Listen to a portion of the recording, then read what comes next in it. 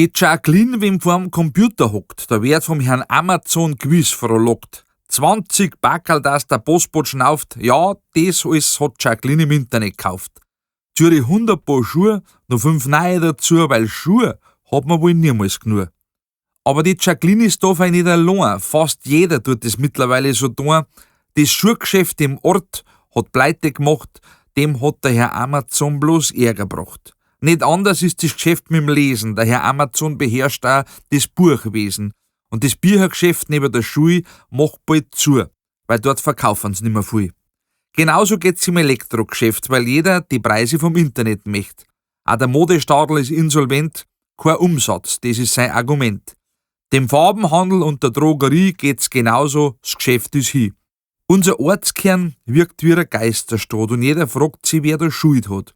Ja, es dreht sich alles ums Denken, auch beim Kaufen. Dann konnte man weiterhin durch eine belebte Innenstadt laufen.